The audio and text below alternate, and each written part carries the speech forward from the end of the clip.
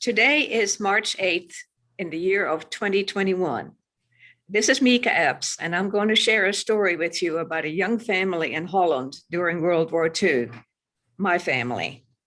And this will be dedicated to my parents who were married for 63 years. Let me give you a little bit of background. We lived in the southwest of Holland. Please show the slide of Holland. Holland is 5 times smaller than Oklahoma.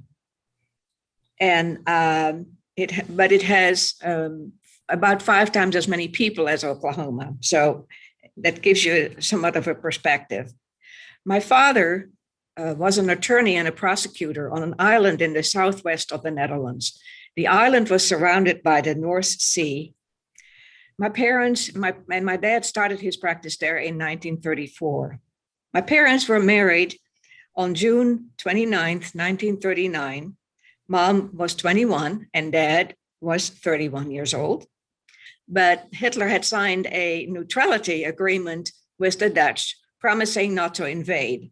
So my parents were pretty well assured that they were going to be entering into a peaceful situation, certainly during the first year of their marriage. And the decision was made early on in their relationship to keep a journal of their relationship and of what's going on in their lives. They used one of my dad's very small, somewhat like 2 by 4 inches little pocket diary that he kept in his 3-piece suit. And every year on the 29th of June, their wedding anniversary, they would sit down and go through that little pocket diary of my father and remember the highlights of that past year and record it in another separate journal, of which you have received a copy. The journal was not illustrated at all. It was just a handwritten little faded piece of a journal with no pictures. They lived in a town, as you can see on the next slide, in the town of Zurich on the island. The town was a medieval village surrounded by a moat, it still had defense towers, and it's still a monument city, considered a historic town at this point in time. On the right-hand side, you will see a large 3-story building, which is the home where my dad established his practice. He rented part of that house, the front section to the right. There's 2 windows to the right of the front door and a couple of rooms upstairs. The rest was lived in by other people. This was a multi-family dwelling. And that's where I was born on April 16th, 1940. My parents moved in there. It was a very old house built in the 16th century, plaster falling off the walls and extremely humid and not a bright dream by any measure. My dad had his practice at home, and the front 2 windows were a part of his home office. As an aside, I want to let you know that my father was an amputee. He lost his left leg in a train accident in Amsterdam when he was 12 years old. And his leg was amputated, so he was wearing a wooden leg prosthetic leg that was held up with leather straps.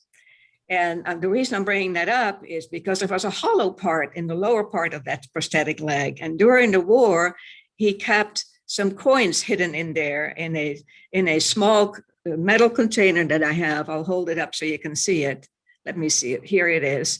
And inside it were like 10 or 14 gold coins that he was hiding in there in case he needed to do some bartering during the war.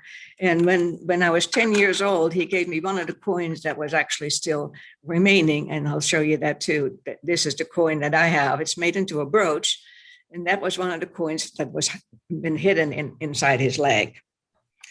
Another aside about my dad's being an amputee is that when we were children, we asked, before we sat on his lap, he would ask, would you like to sit first class or second class? And I liked to sit second class, which was his bund leg, because I could knock on it and it made some sound. Okay, so that's some of the background of my parents and how we got started as a young family. Now I'm going to take you back to May 10th of 1940, which is the very same day when Churchill became Prime Minister of Great Britain. That morning, my parents woke up around 6 o'clock or so early in the morning, at the sound of thunder and rattling windows. And shortly thereafter, air raid sirens started to go off. They immediately hopped out of bed, wrapped me in blankets, and started to go down to the damp basement down below, where there was like standing water of about 1 to 2 inches. I was 3 weeks old. And then a second set of sirens went off. They went back upstairs, listened to the radio, and his very somber voice told them that the Germans had invaded the Netherlands. They had violated the neutrality agreement, and we were now at war with Germany. Immediately, things started to shift and change. Proclamations were issued, rations were issued. We had to buy blackout shades for the windows. Pretty soon, of course, after the invasion, which was on May 10th, 1940, the Germans started to come into the country, and we were waiting on the island for them to show up. But before then, on May the 14th, 1940, my father's brother, who lived in Rotterdam, stood on top of the rooftop of his home to watch the bombing of Rotterdam on May 14th, that basically decimated the entire city center of Rotterdam. Then on May the 17th, a few days later, Germans showed up on the island, and all of a sudden, we noticed that on our cobblestone streets, there were soldiers walking around, speaking another language, and giving out all these proclamations, everything in German, of course. Most of the people on the island probably did not understand German at the time. My parents did because they had learned it in school, but most of the farmers on the island had only completed maybe elementary school and never learned any German. So they needed to have translators. One of the things that happened right away is that people started to join what the Germans considered illegal operations, organizations that were trying to counteract the Germans. And my dad joined an organization called the Dutch Union. And this was typical for my father, but he immediately took on a leadership role in that organization. And of course, took a strong stance against the Nazi regime, right, when the Germans invaded. So the Germans were starting to keep an eye on him. And in fact, the Germans kept a list of many people who were in a similar position, like my dad. And the Germans were able to create that list primarily because there were a tremendous amount of collaborators who were assisting them to find the names and figure out who these people were.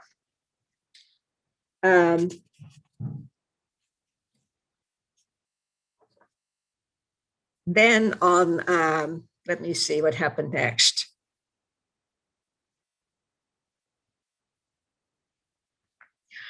Oh yeah, I just mentioned to you that the Germans were keeping a list of the Dutch people who were strongly anti-German. And so it was very risky for my father to stick his neck out and to be prominent in that arena. But that's what he wanted to do, and he was determined to continue with that. But what happened on May 4th, 1942, 2 years after we were invaded, on May 4th, 1942, at 6 a.m. in the morning, 2 German soldiers rang our doorbell. My mom opened the door, and the 2 soldiers stepped inside our house, and asked in German to see my father, and told him that he had 20 minutes to pack his bag, and that he would be escorted with them to go to an unknown and undisclosed place and location. So that happened. My mom made a sandwich. My father left, the door closed. My father left with two soldiers on the way to the police station. My mother was 23 at the time, and she was also 6 months pregnant, and I was 2 years old. She was extremely upset, needless to say. Would she ever see her husband again? Would he go to a labor camp? What would she do about any income? It was a very stressful time for my mother. Later that day, she found out that several other men in our town were also taken away from their families.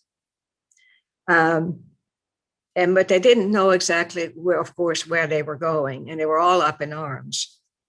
Then out of the blue, 3 days later, my father called. He called from the camp where he was taken. He was taken to an internment camp, a German internment camp in the south of Holland. It looks like a castle, but it was an old seminary that was actually intended for Catholic priests. The Germans had confiscated it and turned it into an internment camp for about 700 or 1,000 men that were all rounded up on that same day in the country. These were prominent citizens, scholars, professors, doctors, mayors, basically the intelligentsia of the country. And the intent of the camp was to use the elite of the country to coerce the Dutch to cooperate. Any sabotage or resistance by the prisoner of wars would result in any resistance by the population at large, the Dutch citizens in general, would result in execution of some or all of the people in my dad's camp. It wasn't a camp like any of the Jewish concentration camps. It wasn't a labor camp either.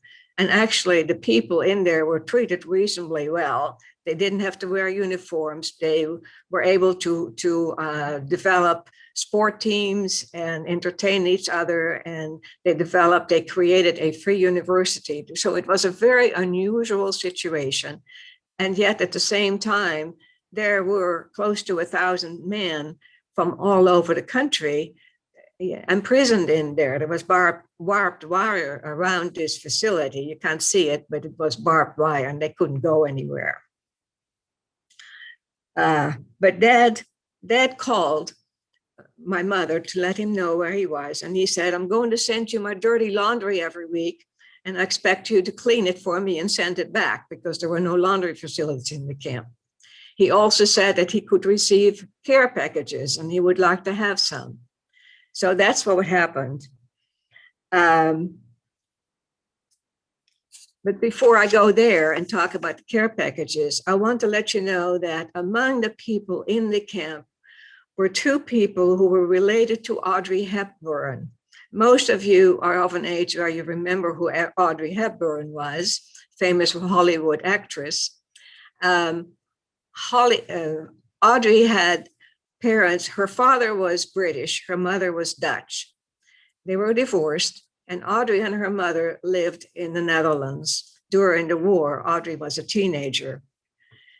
And on the same day that my father was taken away from home and joined the camp, so were 2 of Audrey Hepburn's uncles and relatives taken to the same camp. So my dad knew them. Back to the care packages. Every week, my mom and I, made care packages for my father. Here's a picture of me holding one of the care packages for my dad, and we would bring it to the post office, and we would include, letters, and I would make a little drawing for my father, and or treats for him, whatever we could find, and would send that to him. And then he would every week he would send his dirty laundry to us and letters from him. He also kept a journal of the camp for the first several weeks that we actually still have a copy of.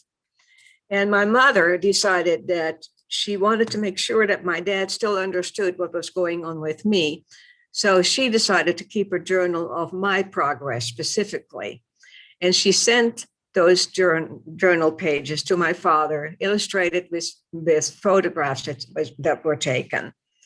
And here's a picture of one of those pages. Actually, the very first page is my father's name at the top. And also you can see, maybe you can see the number of the block number 4 where he lived and where his bunk bed was. I have the original diary that my mother wrote for my father for the camp in my hand, and I'm showing it so you can hopefully see that. It was just tiny, like 2 by 4 inches, just really small, and the pages were all loose leaf and they could be locked in there. So it's really a treasure that we still have that. So my father was there, And he wasn't mistreated, but needless to say, he was extremely worried about his family. His administrative clerk, fortunately, had offered to take over the administration of it. There was still some income coming in, but there were no new services offered, of course, because the administrative assistant didn't have a law degree. And then what happened in about June of that same year, yeah, sure. So Dad was taken to the camp in May, and in June of that, a month later, his administrative clerk passed away. And my mom called my father in the camp. It was a very unusual arrangement, and told him that his clerk had died. Immediately, my dad drafted a letter in German to the German camp commander in his camp, requesting a leave of absence from the camp for a few days so he could take care of business. Lo and behold, his wishes were granted. And he received a 3-day leave, one to travel down to the island, one for business, and another day to travel back. He happened to be back home exactly on the day of my parents' anniversary, which was just a treasure. And fortunately, in one day, he was able to find somebody to take over and take care of the business. And the next day, he immediately traveled back to the camp. There was just no way he was ever going to decide to not return, because they would have either found him and executed him or hurt my family. So that was not a good idea. Then a month later, on July the 28th, 1940, my little brother was born at home while our father was still in the camp. He was not allowed to come home. He just received a telegram, "You now have a son." Another month later, in August of, my brother was born in 42. In August of 42, the first 5 men from my dad's camp were executed in retaliation for something that the Dutch did, and I believe it was in Rotterdam at the time. And among those 5 people who were executed from Dad's camp were those 2 relatives from Audrey Hepburn. It was devastating for her. And we have a picture of a book that is written about Audrey Hepburn's time in Holland during that time, called Dutch Girl. And it's really a great book about the story of what happened in World War II in Holland, and her story in particular, and the devastation of their family when 2 of their family members were executed by the Germans. Then stops the slide. You don't need to slow the slide anymore. Thank you. My mother, of course, was wondering if her husband was ever going to come home or not. There was just no telling. There was a lot of pressure put on by the international community about the whole purpose of the camp. So there was pressure put on Hitler to start releasing people from the camp. And the picture you're seeing is the day when my dad actually came home and was released from the camp. It was December 19th, 1942.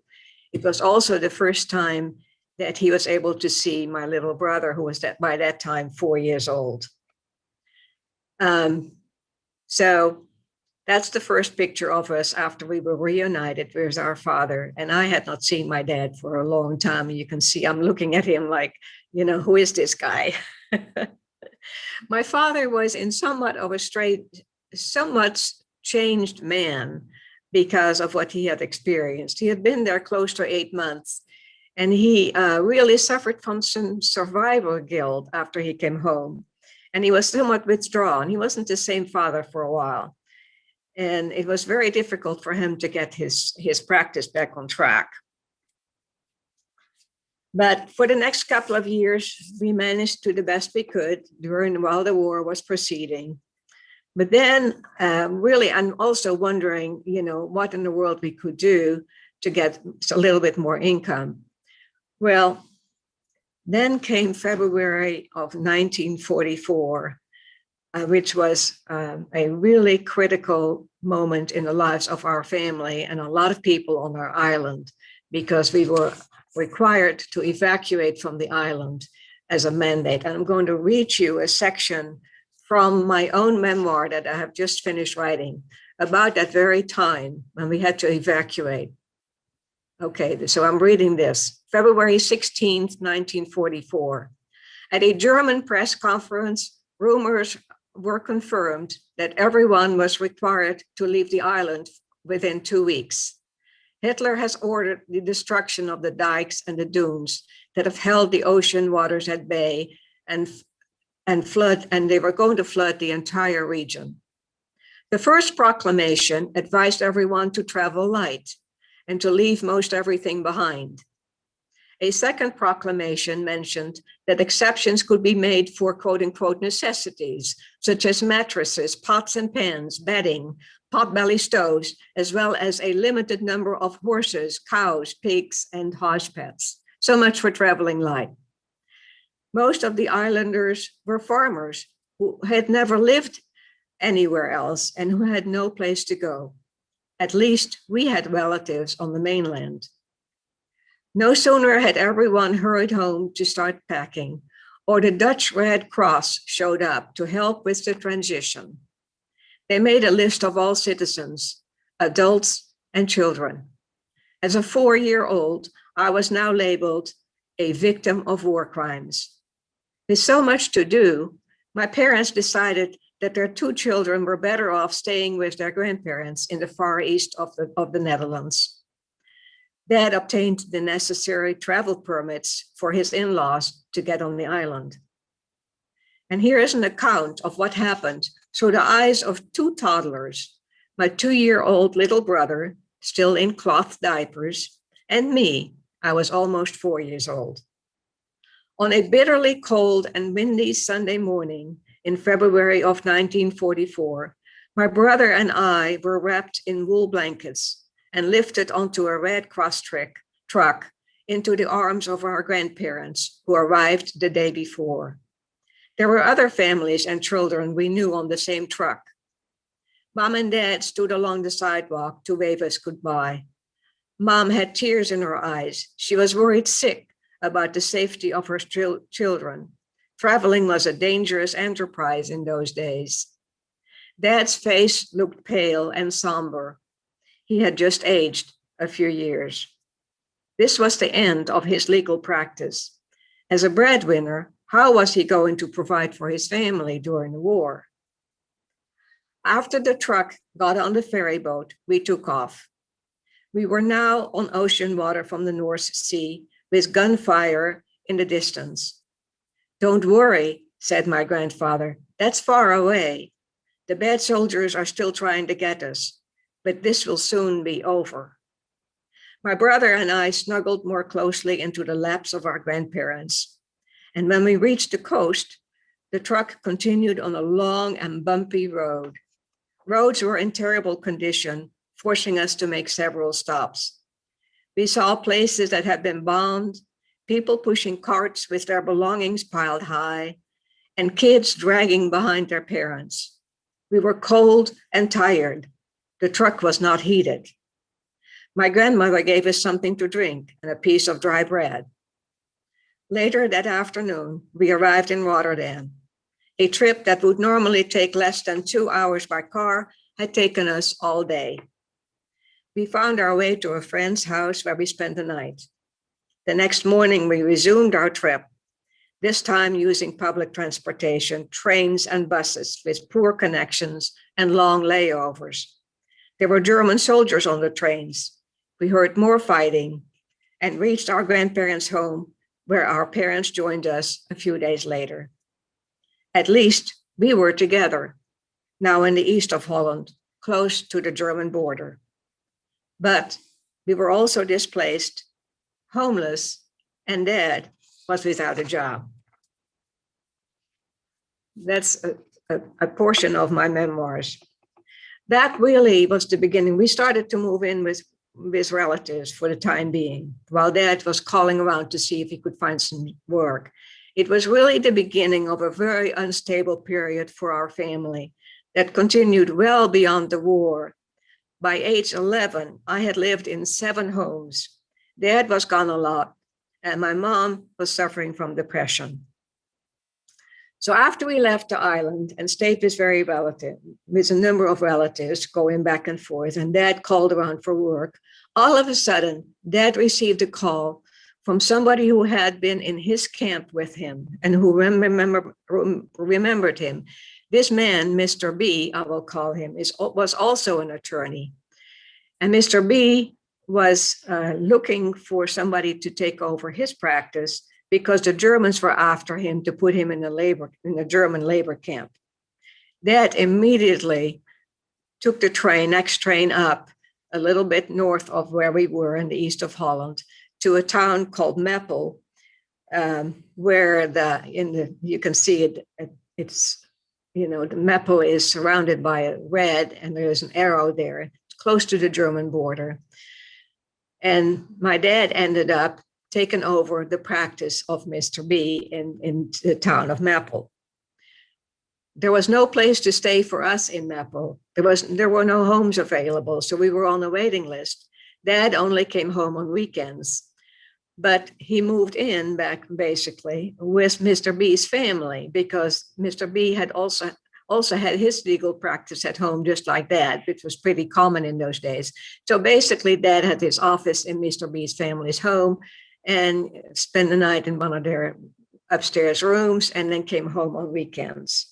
So this lasted for a while until all of a sudden, out of the blue, the Germans knocked on the door of Mr. B's family while Dad was operating his business there and the family was at home. And the Germans gave the family 24-hour notice. They couldn't find the husband, so they were going to retaliate with the family and claim their home and turn it into a casino. So within 24 hours, they had to find another place to live. Thankfully, there was a lovely lady across the street who lived in a 3-story house by herself. And she offered for the family to move in with as many of their belongings as they could fit in there. She said, "You can use my entire bedroom floor on the 2nd floor." And my father was offered a room in the attic for his office and his bed. So that's what happened next. They moved in there, and things went on for a few days after that. Then the following week, all of a sudden, Dad went downstairs after he woke up to have some coffee, maybe with the family, and found that Mr. B's family had disappeared. His wife and children were gone, totally gone. They didn't know where they were. They couldn't find them, which was very common in those days. Families and people just left, and sometimes you didn't even ask the questions anymore. So they had left everything behind. So here there was this empty space with no people, but a lot of furniture and personal belongings. And my dad went to the lady who owned the house, who lived downstairs, and said, "Can my family move in here for the time being?" And she said, "Sure, that would be fine." So, and of course, all our stuff was still left on the island. So we were glad to have furniture. So my mother took, my brother and myself on the train, and we moved to Meppel and moved in on the 2nd floor of that particular home. So at least we were all together. But of course, on the bedroom floor, you don't have a kitchen. So my dad had to put plywood on the bathtub and turn that into a makeshift kitchen. It was very primitive. We were kind of just hanging out there, but at least we had a place to stay. One thing we were not prepared for when we moved from the island to Meppel, you can take that slide away, Nancy, thank you, was the fact that Meppel was, this is a picture of our family during the war in that home on the 2nd floor.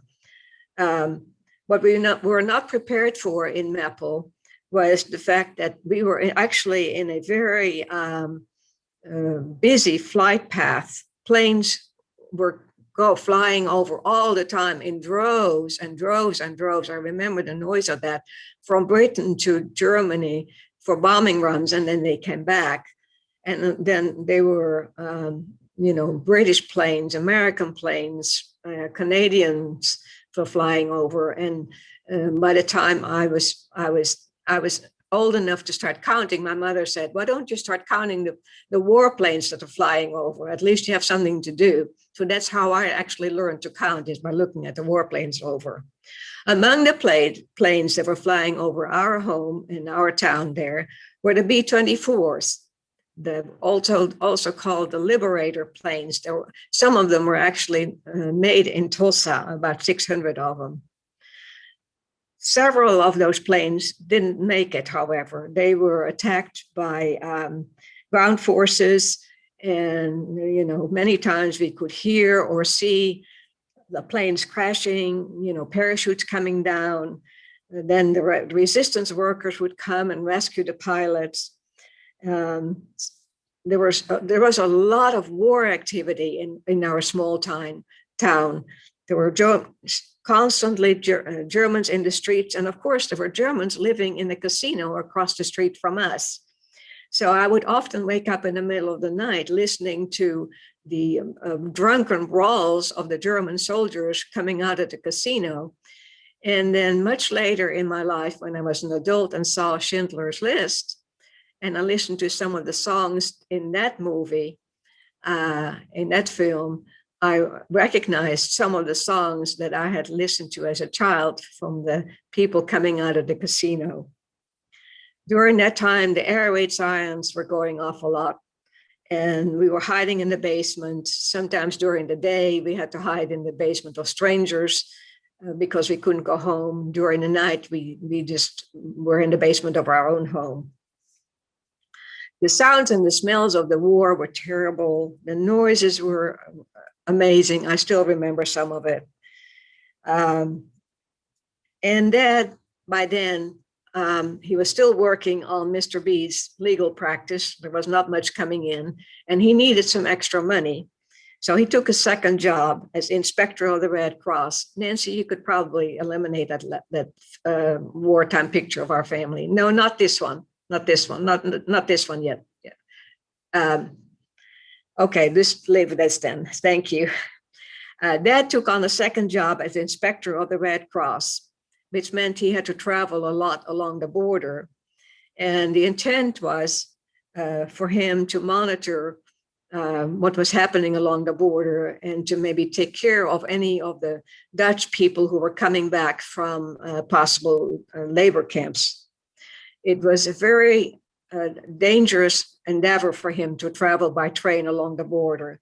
He was traveling at your own risk. Mom was always very worried about him when he didn't come home, and there was no way to call, but his phone service was all disrupted. So the war had started and had entered a new phase when on June 6, 1944, D-Day occurred. And we all know what that meant. But we basically, living in Holland, we thought that the war was going to end that very same year. We thought the war for sure would end before 1944 was over. We were dead wrong. The war didn't end till the next year. And actually, the worst part of the war was yet to come. First of all, in September of 1944, we had the debacle, the failed, terrible disaster of the Operation Market Garden near the town of Arnhem, which was just south of us, also known as the Bridge Too Far, the movie. Unfortunately, poor planning of that and weather conditions created the disaster, which meant that the Allies were defeated. A lot of people were killed. Lots of soldiers died in that battle, and the Germans actually won that part of the war battle. Holland was a very difficult country for ground forces, military ground forces. It was, the country has narrow roads, a lot of bridges, a lot of water. And most of the bridges were already bombed and destroyed, so you couldn't get your stuff over there. So it was difficult for military transportation and ground troops to make any advances in the Netherlands.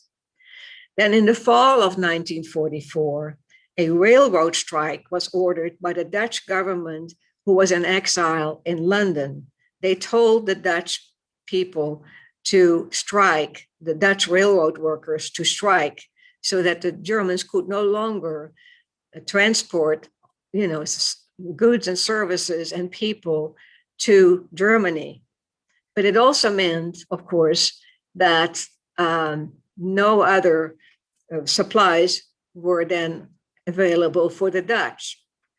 That created what was called the hunger winter, which was probably the worst winter in terms of weather as well as hunger. We had lower temperatures than most ever were recorded before. And because there were no food supplies offered to people who lived in the West, especially, people started to suffer from deprivation. Gas and electric were also cut off in most of the country, also in our area. You were only allowed to heat one room. People could not find anything to eat, and they started to eat tulip bulbs, the bark of trees, sugar beets. They even killed house pets to eat. And what happened is a long series of people refugees who started to move from the west of the country to the east. It was really a very, very difficult winter time. And at the same time, during that period, my mom, this was around November maybe of 1944, my mom said to me, "Come on over and put your hand on my belly. And I want you to feel something." And I couldn't figure out what it was, because I did feel something indeed. And I said, "Is that your food?" She said, "No, we're going to have a little brother or sister coming in April, right around your birthday. You'll have a brother or sister." So I didn't quite know how to cope with that. It was kind of like a bombshell for me. At the same time, a real bombshell occurred. A real bomb dropped around that same time, about 250 meters from our home, which is only a few blocks from where we lived, in the middle of the night. The sirens didn't go off. I was already in bed, and my bed was right underneath the window. Practically all our windows were shattered during that time. And I, of course, woke up scared stiff. My mother came in screaming, and we all had to go to the basement. Fortunately, I didn't get hurt by the falling glass, because there were curtains that had caught some of it. And I usually slept under the blankets because I felt safer. So that also prevented me from being hurt. But it was a really scary moment in my life to go through that, a terrible sound of that bomb dropping so close by, and then my mother coming and screaming and telling me to come, and and we had no electricity anymore in those days.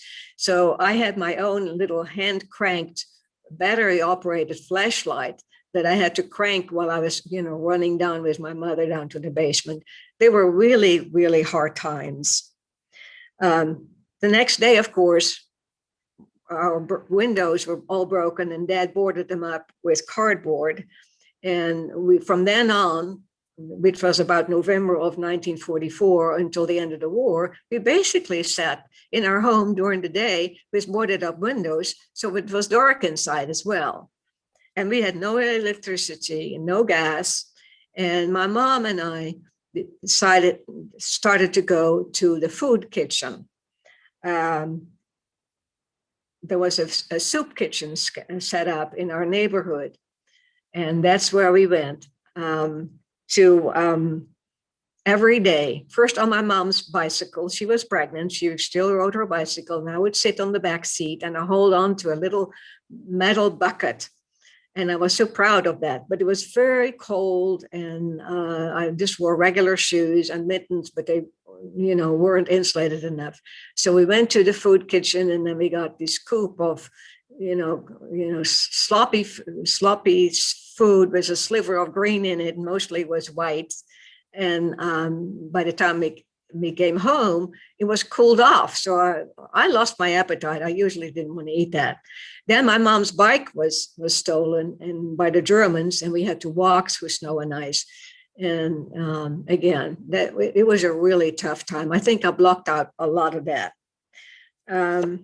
let's see where we go from now.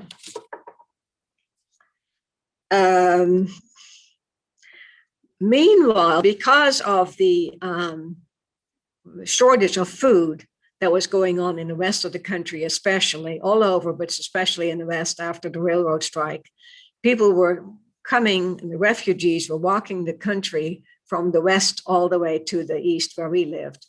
And within a few weeks after the railroad strike started, people were starting to knock on our door as well. And we constantly had a stream of strangers staying with us for like one night or two nights, just to have a bed and a shelter and maybe some food and deal with our rations. And so at Christmas, the Christmas of 1944-45, I remember vividly that there were two nurses who had walked all the way across the country from to reach our home and knocked on our door, and they spent Christmas with us. My mother had found a small green branch somewhere in the street and put a little red ribbon around it, and that was our Christmas tree. And she had written a Christmas story. That's how we celebrated, by the light of candlelights and our rations of candlelights and the heat of one little potbelly stove in one of the rooms. They were just really awful conditions. And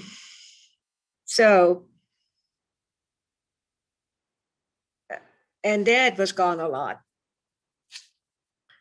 So then we go to the next year of 1945. In February of 1945, one of the worst things that could happen to our family happened then. And that was the news that my father's only brother was executed. I will mention I'll tell you more about him later, but that was devastating news. He was my dad's best friend.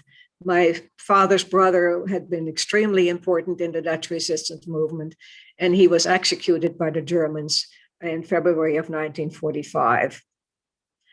The war had escalated by then. The Allies were actually, after D-Day, the Allies were much more visible in Europe, and they were bombing left and right and often killing, Dutch citizens, not intentionally, but by error. In April of 1945, a bomb hit close to our house again, destroying the railroad station. And we were just about in the cellar every night in April of 1945. And meanwhile, of course, my mom was pretty close to delivering the child. So my parents found, fortunately, a midwife who moved in with us for several days because they were afraid that my mother might be delivering the baby and that the doctor couldn't be reached on time for her. So the midwife was supposed to help her with the delivery. We had curfews, everybody had to stay inside at 6 o'clock in the evening, even doctors. So for a while we had a midwife, and we started sleeping actually with our street clothes on. So finally, on next slide, Nancy, thank you. Then in April of April 13th of 1945, my dad woke us up and said to my brother and myself, "Come with me, hold our hand after breakfast, and the three of us are going to go outside because we're going to be liberated by the Canadians." April 13th, 1945. And this picture that you're seeing is actually a drawing that my mother made. My mother was an artist. She made it for my sister's baby album. And you see the date of the liberation of our little town, Maple. And she had made those outfits for us. And I still remember making the little orange flags. They were orange sashes that she had received some material from a neighbor, I think, that was orange, and found some old scraps of other material and old clothes. And so she made those, what we call freedom outfits, for my brother and I, that we were wearing just about every day after we were liberated. So my dad held us by the hand and took us outside, and we stood along the street. And all of a sudden, I was aware that I had never seen anything like it. The people were smiling. There were Dutch people smiling. We didn't see any German soldiers. They had all left in the morning after they had slaughtered their chickens and left in a hurry. They knew that the Canadians were on their way. But right around the corner from where we were standing, all of a sudden, this, sounds, unusual sounds occurred. And all of a sudden there, the Canadians started rolling in on their Bren carriers and their motorcycles, and there they were, they're our liberators. And, I was confused. I said, Dad, where are the bad soldiers? Where the bad soldiers were gone, the Germans.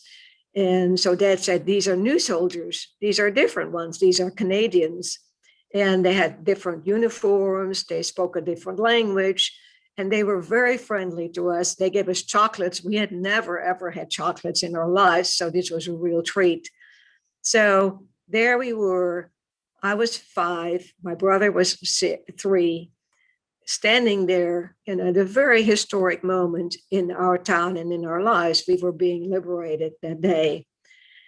My mother didn't join us because she was, highly pregnant, and she decided to stay at home. And I had never seen Dutch flags before, and we were not allowed to have any Dutch flags, but everybody was having one. They were either real flags or they were makeshift flags, but the red, white, and blue flags were everywhere to be seen. As you can see in the bottom picture, you can see one of them, red, white, and blue striped flags. And from then on, for the next following days, my brother and I were allowed, no, don't show this yet. Thank you. From then on, we were allowed to walk the streets with an older friend who was, I think, in her 20s. So she supervised us, but we had never done anything like that. It was never safe for us to go into the streets by ourselves, but we just loved to do that. One thing that I noticed when I was standing in the street is my dad, that very first day when we were liberated, is that there were women in the street whose hair was shaved off, and they had a swastika painted on their heads. And I would say to Dad, Dad, what's happened to those women? And he said, those women were helping the bad soldiers, and this is their punishment. Their hair was shaved off, and they're going to be punished even more than that. So I remember seeing that. The need for revenge was pretty significant. So a few days after we were liberated, and not the whole country yet, but our town particularly, then on April 18th, 1945, our little sister was born. She was the cutest thing ever. And despite the fact that my mother had not received any prenatal care, she was a very healthy, tiny little baby, but she was probably of the 3 of us, the most beautiful baby that my mother had produced. So it was really great. And then on May 5th, 1945 was the official liberation day for the country. So that is officially in Holland, the Liberation Day, which is different from May 8th in all of Europe. All of Europe usually celebrates the 8th of May as a liberation. I want to talk a little bit with you about some of the family losses that were the result of the war before I move on to some other things. Can you show the, no, not that one. Yeah, that one. Thank you. On the left side, you see a man called Uncle Fritz. He was my father's oldest son, the one who was executed in February of 1945, just 3 or 4 months before we were liberated. My uncle was the one who stood on the roof on May 14th, 1940, to see the bombing of Rotterdam. And he actually had taken a top position with the Dutch resistance in Amsterdam. He was no longer living with his family during the war. He was in hiding all the time because the Germans, he was on the most wanted list by the Germans because he was in the top position in the resistance movement. He helped Jews alter their identification papers. He helped them to go across the border to go to Switzerland. He helped pilots who were stranded in Holland to get back to England. And then he gave them secret messages to pass on to the Dutch government in London so that they could start to plan. And the Dutch government in London selected my uncle as one of 5 people in the nation to coordinate the liberation after D-Day had taken place. So my uncle Fritz was executed in February, and my dad was devastated by it. Underneath Uncle's name is a poem, and I'll read it to you. For when the one great scorer comes down to write against your name, he writes not that you lost or won, but how you played the game. And I'm telling you about that because this is what my grandparents sent to all their family members and relatives, this picture of my uncle with that poem underneath it. The person in the middle is my mom's only brother. And I mentioned him. He didn't die during the war exactly, but he died as a result of the war in Indonesia in 1949 at age 29. He was murdered in Indonesia during the unrest before Indonesia became independent. And I'm going to talk about that some more later. The person to the right, his name is Karl Doramon, and he actually was my grandfather's first cousin. Karl Doramon is a very well-known person in the country. He was admiral in the Dutch Navy. He commanded the American, British, and Dutch Australian fleet in the Battle of the Java Sea in February of 1942 against Japan. The battle was fierce and was lost. And Karl, this person, went down with his ship. And while he went down, he uttered some famous words that said, "I attack, follow me." There are a lot, after he died, the Dutch government kind of put him on a pedestal. There are statues of him, straits named after him, and aircraft carriers after him, and smaller ships. His last name, Doramon, is pretty well-known last name in the country, actually. And also that's my mother's last name. I forgot to mention that Uncle Fritz, my dad's brother to the left, he received and his widow received an award from the Queen after the war. And there are also 2 streets named after him in the country. Now I'm going to read to you another section from my memoirs called Freedom. In addition to the losses I just mentioned to you, there were several other losses in our family, but there were also losses for the Dutch. And it had to do with Indonesia, a country in the Far East that had been a Dutch colony for 350 years. In my parents' journal, reference is made to Indonesia. At least half of our relatives lived over there when Japan invaded Indonesia in 1942. All the Dutch, including our family members, aunts, uncles, and 8 cousins, spent 3.5 years in Japanese internment camps under horrific conditions. Most survived and returned to Holland in 1946, thanks to the Red Cross. I stood along the road with my family to greet some of them when they jumped off a Red Cross truck, cousins my age, who I had never met, who looked thin and bewildered, shivering in the cold Dutch climate. There is another piece to this story. My mother's family owned a tea, rubber, and quinine plantation on the island of Java, which for generations had been their primary source of income. All that was gone when Indonesia became independent in 1949, which was also the year where my mom's brother, the one in the middle, Uncle Guus, was murdered during the unrest of what was happening in Tunisia at the time. By the end of 1949, my grandfather had lost his business, the plantation that he owned with his family. He had lost 2 brothers and his son as a result of the war. Needless to say, freedom for the Dutch and for most everybody was a bittersweet moment for all. Coming back to our family after the war, Dad was asked to head up an agency in our town that was in charge of prosecuting collaborators. It gave us more income, which we desperately needed. But I remember him telling us how difficult it was to do that work, since he just lost his only brother, who was betrayed by German sympathizers. Dad had no tolerance for those who had been on the wrong side.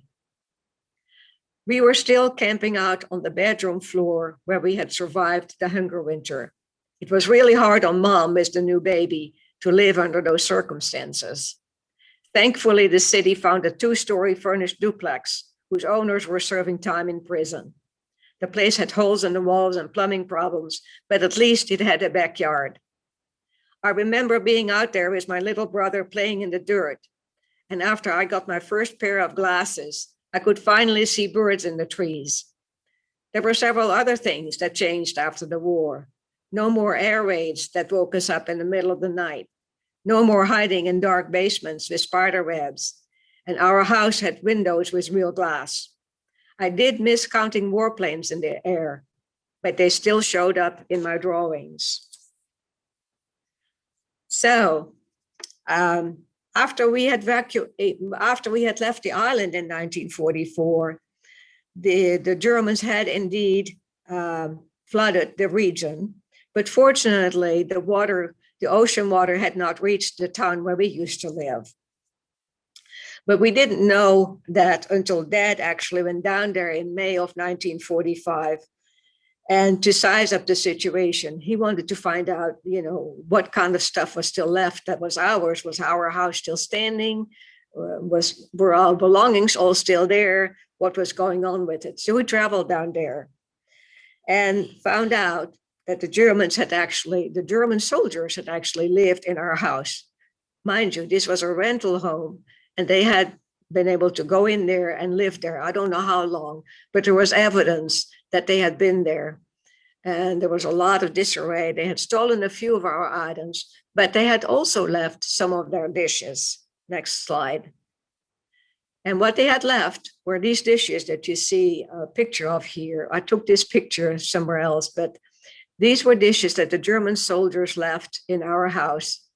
And as you can tell, maybe it has the bald eagle, an eagle carrying a swastika there.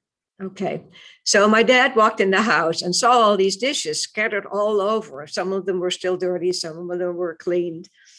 And he called Mom and he said, "What shall we do with those dishes?" And she said, "Well, we really could use them." So anyway, make a long story short, the movers came, brought everything to Meppel, to the place where we were still, in the northeastern section of Holland. And there were those dishes with the swastika and embedded at the bottom of each and every piece of dishes. Well, Dad helped my mom do the dishes at night, and he would see the dreaded swastika every time he dried one of those dishes. And one day at dinner time, he said, I have a plan. I'm going to get rid of all those dishes. And we said, "Well, how are you going to?" He said, "Not of the dishes," but he was going to get rid of the swastikas. We asked him how he was going to do that. And he said, "I'm going to scrape them off." But lo and behold, after about 7 years, we were living in Rotterdam at the time, when a noise came out of the kitchen. And all of a sudden, Dad said, "The last swastika is gone." He had scraped all the swastikas of all those dishes. Of course, now I wish we had kept at least one of them. But it had been really a way for him to also let go of the war and all the stresses of that. So that's the story about the swastika dishes. I call them Hitler's dishes. Right after the war, we thought that our dad was nominated to head up an agency that prosecuted the collaborators in our region. So he did that from the moment we were liberated in our town until the following year, when he was nominated on the War Crimes Tribunal in the southwestern region, and which meant we had to move back to the island again, back to the town where I was born, and because my dad was serving for 2 years on the War Crimes Tribunal. We loved it because we were also then with our old friends. It was the beginning of my dad's career as a federal judge, and he was a federal judge until he retired in 1970.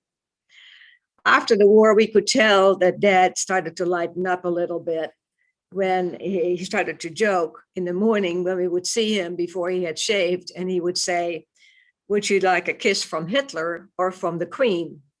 And kiss from Hitler meant, you want a kiss from me before I shave, or you want a kiss from the Queen after I shave. So that's how we knew that Dad was started to lighten up a little bit.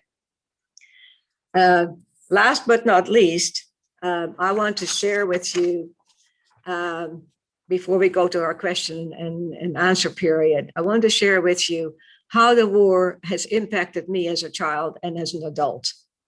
This again is from my memoirs. After the war, there were no welcome wagons with warm fuzzies or teddy bears for the kids. There was no one to talk about what we had just gone through. Parents were preoccupied. They were in survival mode, trying to do the best they could to keep things together.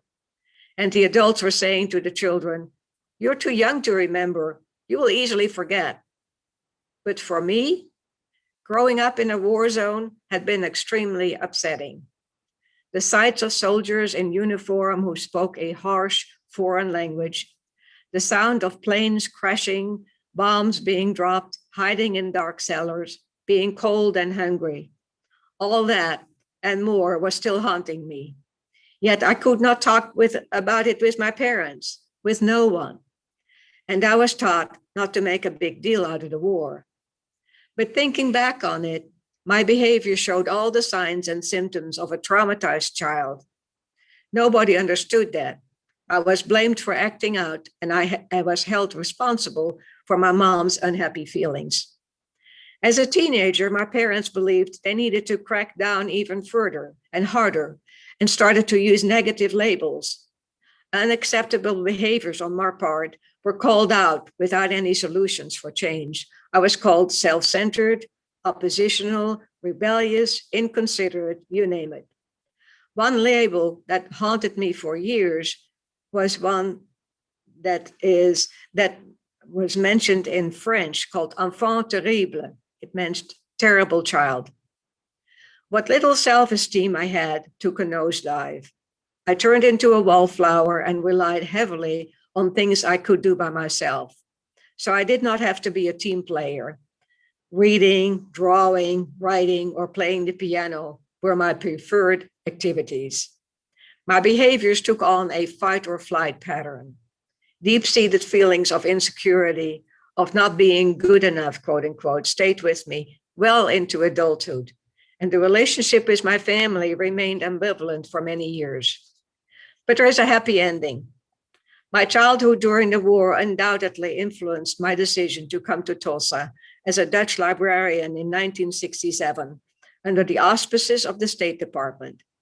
It was to have been for 18 months, but turned into a lifetime when I ended up marrying a local American guy. Being on American soil was good for my soul.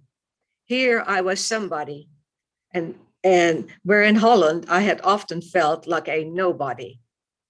Over here, I earned a master's degree in social work and became a mental health professional, spending most of my career working with troubled youth. There is more good news. While my life gained momentum here in the United States, so did the lives of my family members in Europe. My dad became a better listener and less judgmental. My mom found herself in her artwork. Despite all they were faced with in the early years of their marriage, my parents were devoted to each other for 63 years. Both of my siblings overcame obstacles in their lives. All of us grew closer. We made amends. And by the time our parents passed away in 2002, we had 20 plus years of the best times together. Last but not least, until I was 55, I had never fully understood how much trauma had played a role in my life. It was the bombing of the Murray building in Oklahoma City in April of 1995 that opened my floodgates. What happened over there brought me to tears and caused flashbacks about the war. For the first time, I heard myself say, I'm a survivor of World War II. I went to visit my parents that summer to talk with them about the war, to make sure I was not just making all this up. My parents validated every memory I had. They even added more. And that's when my mother handed me a faded notebook that we might easily have thrown away. It was the journal of which you have received a copy, a treasure we did not even know existed, and that confirmed much of what I had repressed. Life is a journey. Mine is the road less traveled, and I learned a lot. Next slide. This is a picture of me, a liberated woman at age 5. And above my picture, and this is not what I looked like right after the war, believe me. This was much later when I was closer to 6. And above it, it says, who lives, who dies, who tells your story, which is, of course, a quote from Alexander Hamilton.